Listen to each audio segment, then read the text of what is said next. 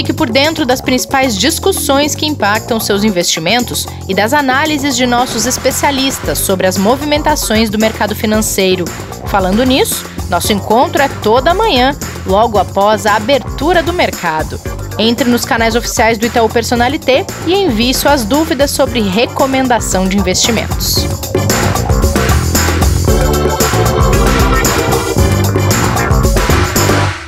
Olá, investidor em foco no ar neste 1º de dezembro, dia de aula com o professor Martim sobre as bolsas do século, uma homenagem a este novembro memorável do Ibovespa.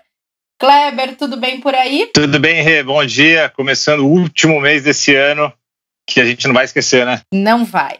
Reta final mesmo agora, hein? E que seja um último mês para a gente terminar bem, pelo menos, um ano que foi tão difícil, né? É verdade.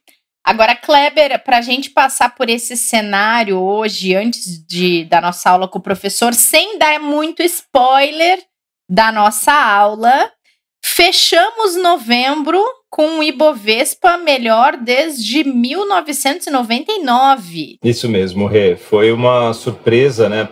A gente pode falar que, não para muita gente, mas praticamente todo o mercado, né? Quando a gente olha para o ano de 2020 em primeiro lugar, né? A gente não esperava em que nenhum momento a gente tivesse um fluxo tão forte para a Bolsa Brasileira a partir do momento que a gente começou a ter a pandemia e os problemas que a gente teve no Brasil, né? Ao mesmo tempo, a gente vai ter uma aula aqui com um professor hoje que vai explicar um pouco do porquê desse movimento, né?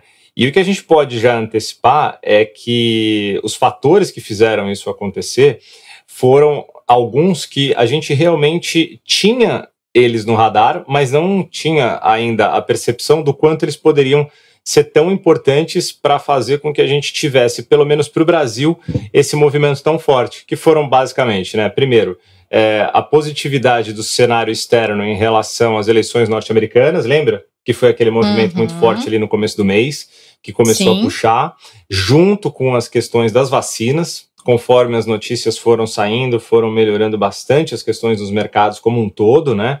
Em paralelo, a piora do cenário de Covid na Europa, a piora do cenário de Covid nos Estados Unidos não foram derrubando os mercados aqui, pelo contrário, aqui também o cenário de Covid foi ficando um pouco mais difícil, o cenário fiscal também não foi ficando nada positivo ainda, com muitas dúvidas, mas o investidor, ele fez a seguinte aposta, né, a seguinte crença, vamos dizer assim, na expectativa dele. O que está acontecendo hoje vai ser positivo provavelmente para o ano de 2021, então já vou me posicionar. E o investidor estrangeiro fez isso no Brasil. O fluxo de capital estrangeiro foi muito positivo. Então a gente viu o dólar se desvalorizando bastante frente ao real. No ano ele continua ainda muito valorizado, mas em novembro a queda foi forte, né, um pouco mais de 7%, e quase 16% de alta aí para o Ibovespa, que foi realmente uma alta muito forte, exatamente por causa desse fluxo, aonde uma expectativa de que a gente vai ter uma melhora muito forte para o Brasil no médio prazo fez com que a gente tivesse, quando a gente fala de materiais básicos, setor financeiro, setor de varejo, papéis muito ligados a commodities, se beneficiando muito desse movimento também. Muito bom. E quem comemora também é o mercado asiático, os dados que a gente mostrou no episódio anterior a respeito da indústria chinesa, né, Kleber? Sim, eles já abrem o mês de dezembro em alta, né, forte alta, e a gente olha para o mercado asiático já há algum tempo falando aqui, né, para o investidor olhar com atenção, se a gente pode usar até essa expressão, olhar com carinho, né, não só para o mercado, quando a gente fala para o mercado de ações, mas para o mercado como um todo, né? Para a indústria, para o serviço. A gente falou há mais ou menos 3 semanas do maior acordo global comercial que está para ser agora formalizado, assinado por 15 países ali na Ásia, né? Em que a China encabeça o acordo, mas aonde a gente vai ter outros países muito fortes também junto com ela nesse processo, e a gente vê os números melhorando mês a mês, né, com melhoras desde que eles conseguiram controlar a pandemia. Lá, quando começou na Europa, eles já estavam melhorando a situação deles e estancaram a questão, né, da disseminação do vírus, e vem crescendo desde então. a gente olha para a China realmente como a gente pode colocar um vetor ali da economia global para o ano de 2021, que provavelmente vai ser o mais forte e com a recuperação mais rápida, provavelmente, viu, Rê? É verdade, a gente já falou isso aqui algumas vezes. E, bom, algumas coisas positivas que a gente trouxe aqui na abertura, tem algumas informações não tanto. Uma delas é que o presidente do Fed, Jerome Powell, demonstrou muita preocupação com o aumento de casos de coronavírus nos Estados Unidos e, consequentemente, os impactos econômicos disso.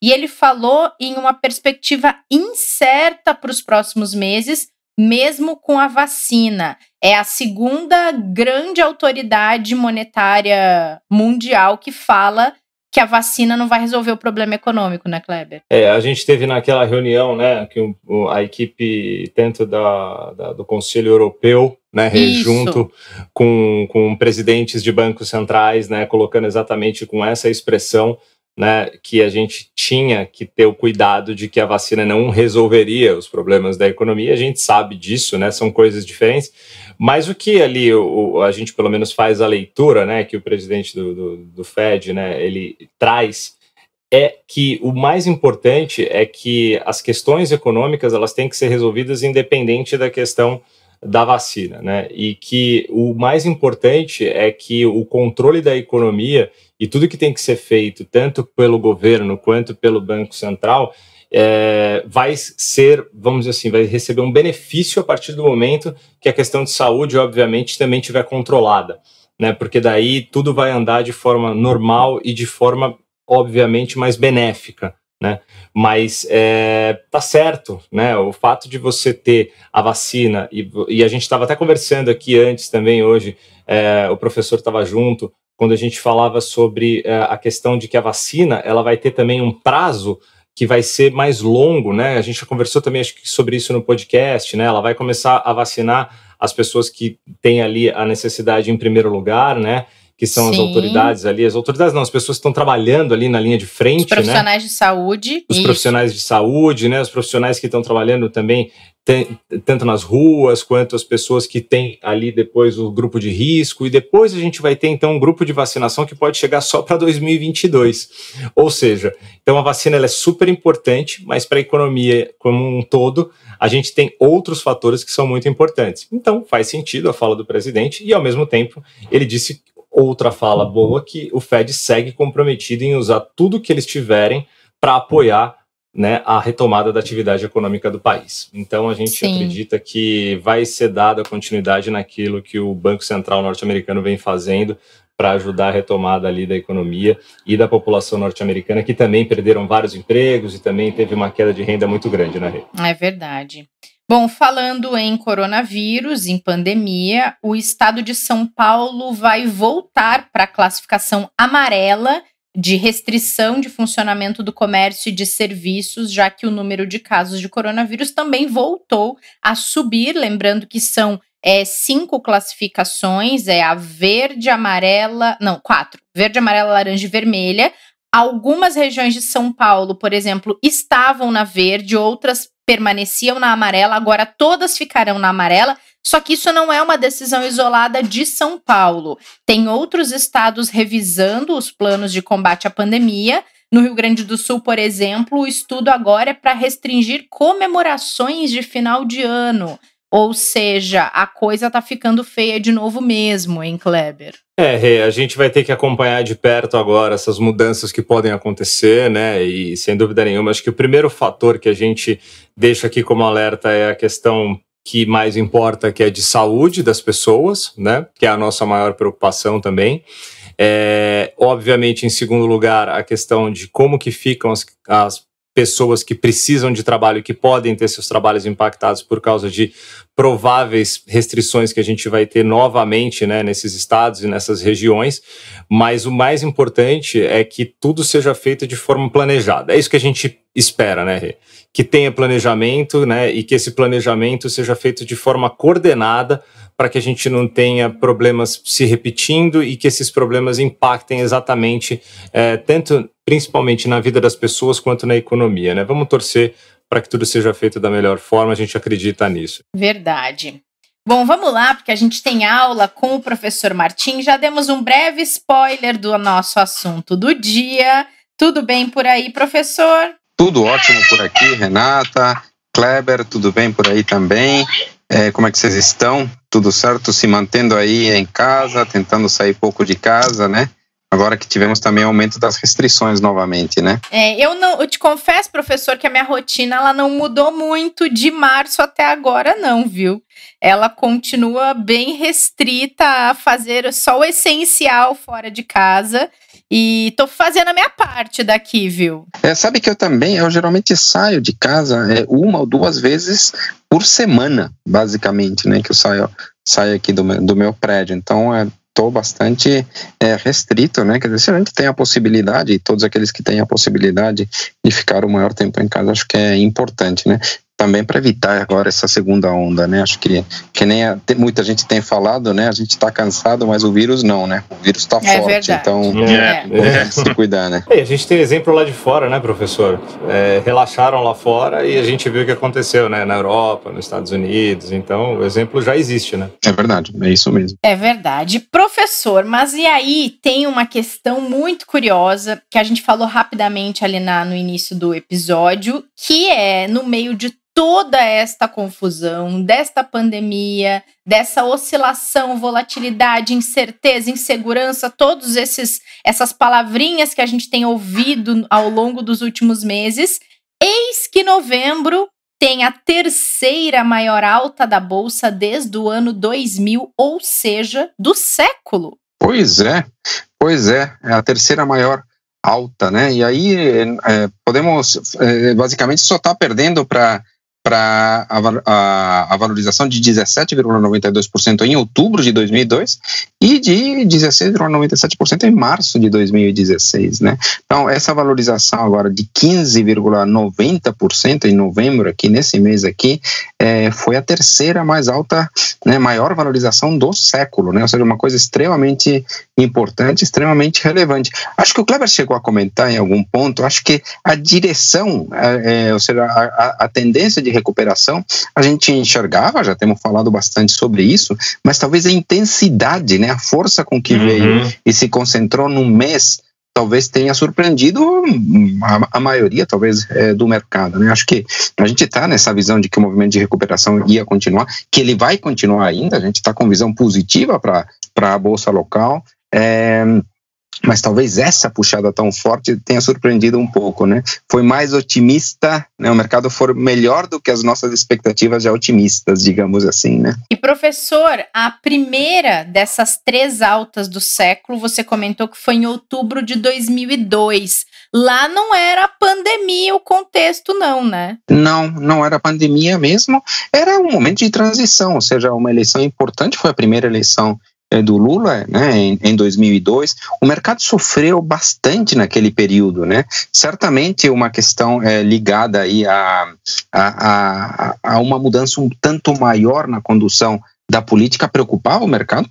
Sempre isso acontece, né? Vimos agora, por exemplo, nos Estados Unidos, um momento de transição, trouxe tensão, trouxe oscilação, volatilidade ao mercado. Naquele momento foi uma volatilidade grande. Nos meses anteriores, a outubro, houve quedas importantes. O dólar chegou a ser cotado acima de R$4, né? Que se a gente trouxer pela inflação aqui, esses 18 anos que se passaram, é uma cotação perto de 10, ou seja, o mercado estava tenso, né? Aí quando se confirma a vitória, se confirma o resultado da eleição, o mercado percebe que talvez a mudança não ia ser preocupante, não ia ser tudo aquilo que se imaginava, todas aquelas tensões, e o mercado corrige, né? Então volta 17,92% no mês de outubro, né? Acho que dentro, conforme eu comentei, dos movimentos naturais da política impactando o mercado, principalmente em movimentos onde fica meio claro que haverá alguma transição, alguma mudança, alguma descontinuidade na forma de conduzir a política e principalmente a economia. Então, volatilidade nesses momentos de transição é bastante comum, viu, Renata? O professor, essa já faz algum tempo, mas a outra você comentou até que não faz tanto tempo, né? Foi em março agora de 2016, aí pouco mais de 4 anos, né? E de alguma forma também se assemelha a de 2002, porque também foi um movimento político, né? Quer dizer, todas as tensões e preocupações de um cenário de impeachment, né? Com todas as incertezas que isso traz para o mercado, com todas as tensões que acontecem de forma geral, naturalmente por causa disso. No caso era o impeachment da presidente Dilma, trazia incertezas, havia preocupações sobre como ficava todo o andamento das reformas, o que iria acontecer, né? Então, março de 16, basicamente quando se abre aquele processo na Câmara, né? Não é quando se confirma o processo. E aí o fato é que naquele momento o mercado também, após tensões, nervosismos, apresenta uma enorme valorização. Acho que essa é a característica de março de 2016. Também todo o nervosismo represado em função de tensões políticas, em algum determinado momento, o mercado percebe, né, e corrige e apresenta uma enorme valorização. Acho que foi bastante parecido, digamos assim, aquilo que aconteceu em 2002, né? A política sempre impacta de uma forma relevante, né, os mercados, né? Ou seja, principalmente pela forma como são conduzidos os assuntos econômicos relevantes. Essa que é a grande questão, né? A política impacta a economia porque você precisa saber como será o andamento dos assuntos relevantes, reformas, tinha a reforma da Previdência em pauta, parada, né? A forma como se vão conduzir eventualmente as políticas de juros, etc.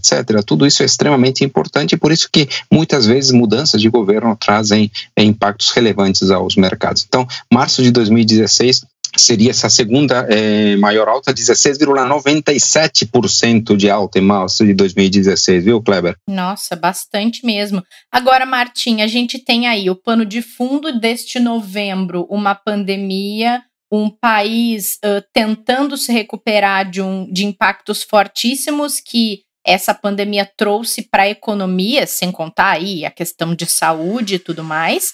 A gente teve, nos outros dois exemplos que você trouxe, um pano de fundo político, como você bem mencionou, que tudo que acontece na política impacta diretamente nos mercados. O que esses eventos têm em comum? Não, certo. Eu não sei se eu falei 16,97% em março ou me atrapalhei, tá? Mas em março de 2016 foi esse o número, tá? 16,97% de valorização. Agora, que nós tivemos, obviamente não foi um evento político, foi um evento de saúde, mas que trouxe importantes para o mercado. Então, toda a questão da pandemia com suas consequências, né, teve consequências fiscais importantes no Brasil, por exemplo, né?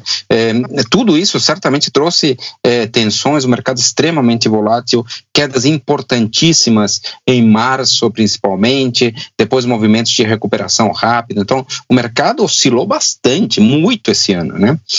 Diria que foi um ano que se passaram 20 anos de bolsa em um só. Né, passaram ciclos enormes, né, ciclos de pânico, ciclos de euforia, ciclos de estabilidade, teve tudo nesse ano.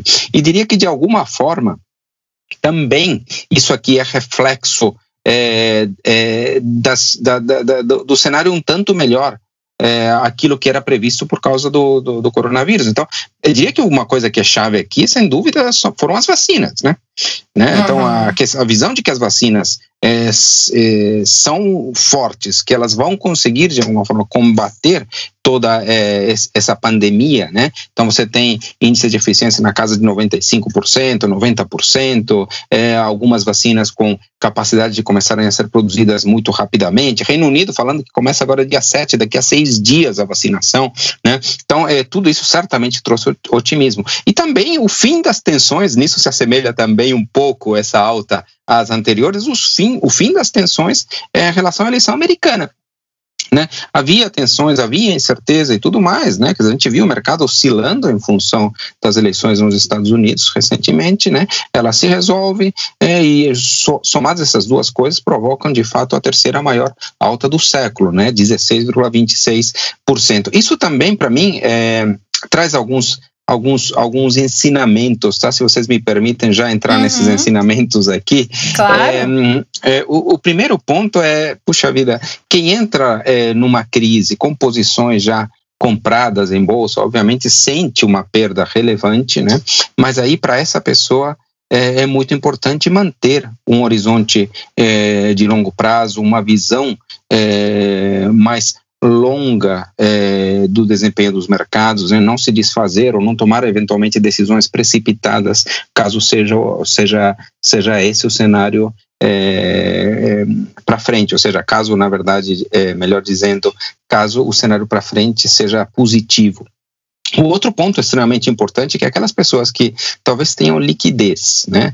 Ou seja, não entraram com posições tão relevantes na bolsa no momento da crise, ou seja, não sofreram as perdas, eventualmente podem até aproveitar oportunidades desse tipo para assumir algum tipo de risco na tentativa de achar alguma oportunidade de valorização. Então, isso é extremamente importante. Pessoas também que fazem aportes periódicos, né, aplicando periodicamente, todo mês, na bolsa, para essas pessoas, por exemplo, muitas vezes uma crise como essa é uma grande oportunidade, né, de fazer uma sucessão de compras durante diversos meses com os preços depreciados. Então, é algo que é importante manter em mente. Então, quem tem disciplina de ir constantemente aplicando na bolsa, né, pode ter isso como uma grande oportunidade. Nós temos, por exemplo, um mecanismo de compra programada, diversos fundos também, né, isso na compra de ações, né, e diversos fundos também, vários deles permitem que você faça aplicações constantes ao longo do tempo, particularmente na Previdência. E acho que antigamente a gente não tinha Previdência, né, professor, com ações, agora a gente tem, né? Com 100% de ações, né? Exato, é isso mesmo. O outro ponto é um estudo que eu fiz faz algum tempo, viu, Renata? É bem interessante, é que a Bolsa tem movimentos que não são constantes de valorização, são movimentos realmente descontínuos. Ou seja, ela fica parada, caindo e apresenta em determinado momento uma valorização intensa. No meu estudo, apareceu um dado interessante. 1% dos dias acabam sendo responsáveis por 100% da valorização de longo prazo. Olha só! Ou seja, isso foi um estudo tanto para os Estados Unidos como para o Brasil, tá?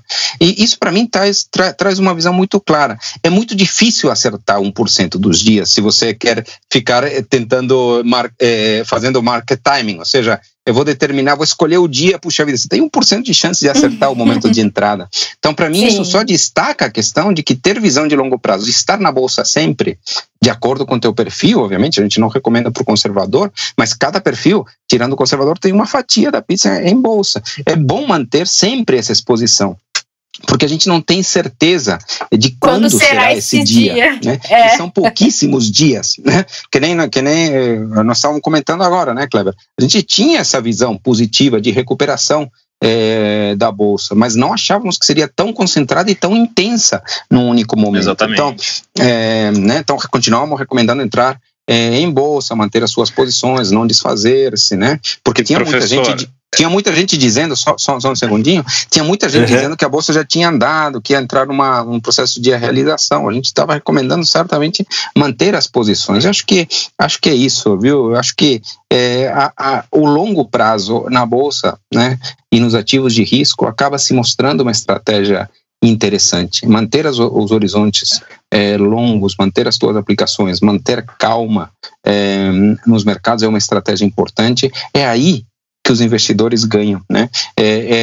Digamos assim, apropriando-se desses prêmios de risco de longo prazo, né? E para fazer isso tem que estar sempre exposto à bolsa de acordo com o perfil de investidor, né? Ou seja, manter uma fatia dos seus investimentos, né, uma fatia da sua pizza alocada em bolsa sempre é uma estratégia boa, vencedora, a não ser para o investidor conservador, né, que por seus objetivos ou suas características, provavelmente isso traz risco desproporcional. Pois não, Kleber? Não, então, é super importante isso que você está falando, porque ontem a gente estava aqui no podcast Eu Errei, a gente comentou um pouco sobre isso, né? Sobre o cuidado que o investidor tem que ter agora para não também entrar nessa euforia, porque, lembrando, até a gente convida o investidor, a investidora, e olhar o movimento que aconteceu da metade do mês de outubro para o mês de novembro. O mês de outubro vinha sendo um mês muito positivo também, lembra, professor?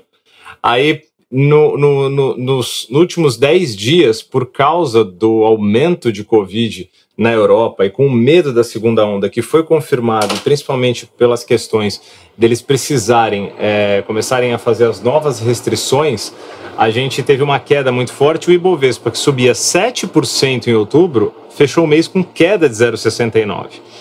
Então a maioria dos analistas, todo mundo enxergava que novembro seria um mês muito difícil também. Então a gente começou o mês com uma descrença muito grande, com uma preocupação muito grande, e o resultado foi esse, ou seja, o mercado continua muito volátil, né? A gente tem que ter um cuidado muito grande mesmo. E continuará. Tá? Exatamente. Esse é um ponto importante. A gente está estreando aí a nossa recomendação para o mês de dezembro, né? A visão positiva para a Bolsa continua, visão positiva para a Bolsa Americana continua, mas tem muita coisa que traz risco para o mercado, tá? Então, essa segunda onda, aparentemente, teve um pico na Europa, as taxas estão começando a cair um pouco, né? Mas vários países também estão adotando medidas de restrição. Aqui no Brasil, tivemos a questão, vocês comentaram ontem, do governo de São Paulo fazendo a restrição, né? A vacina, exatamente, puxa vida, a gente tem um cronograma relativamente positivo, mas isso pode se alongar, pode acontecer alguma coisa qualquer, né? Tem todas as questões do pacote de estímulos dos Estados Unidos não resolvido. Ontem também, questão das tensões, né, comerciais entre China e Estados Unidos. Tem muita coisa pendente aí no cenário internacional e no cenário local também, né? Quer dizer, temos assuntos fiscais importantes não resolvidos ainda. Então o ponto é, a nossa visão é positiva, mas com uma volatilidade que pode ser importante, viu? Né? Que pode provocar variações negativas sérias em algum momento no tempo, né? Mas mais uma vez, vai ser a hora de manter o foco no longo prazo. Boa, Martim, com muita cautela sempre, né? Certamente, com muita cautela, né? Entendendo a questão do perfil do investidor, a gente recomenda proporções dependendo de investimento em bolsa, dependendo do nível de aceitação a risco que o investidor tem. Então, respeitar o perfil, manter horizontes de longo prazo, e manter a cautela, a calma, né, nesses momentos de oscilação. Essas são as grandes dicas aí que a gente pode dar para o investidor. Muito bom, muito boa aula. Esse assunto sempre desperta muito interesse de todo mundo que ouve a gente aqui no Investidor em Foco, é colocar o assunto bolsa na roda e as pessoas querem saber, querem se informar. Então acho que é muito bacana quando a gente traz isso para a nossa conversa. E Martim, obrigada mais uma vez por essa aula desta terça-feira. Opa, é sempre um prazer mesmo, né? Esse podcast aqui é fantástico, tá?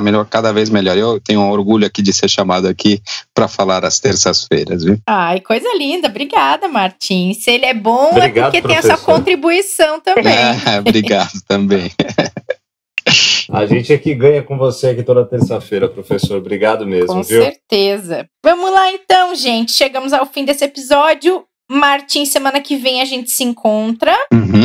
Com certeza. Combinado. Tá marcado. Marcado. Kleber, amanhã estaremos de volta neste mesmo bate local. Valeu, Rê. Amanhã estamos aí de volta. Obrigado, hein? Combinado. E vocês que nos acompanharam neste episódio, cuidem-se. Fiquem em casa, a gente vai voltar a dar esse recado aqui no final. As coisas não estão normais ainda por aí, então tomem cuidado, previnam-se, sejam responsáveis e ouçam o Investidor em Foco no próximo episódio também. Obrigada pela companhia por hoje. A gente se encontra nesta quarta-feira. Até lá! Fique por dentro das principais discussões que impactam seus investimentos e das análises de nossos especialistas sobre as movimentações do mercado financeiro. Falando nisso, nosso encontro é toda manhã, logo após a abertura do mercado. Entre nos canais oficiais do Itaú Personalité e envie suas dúvidas sobre recomendação de investimentos.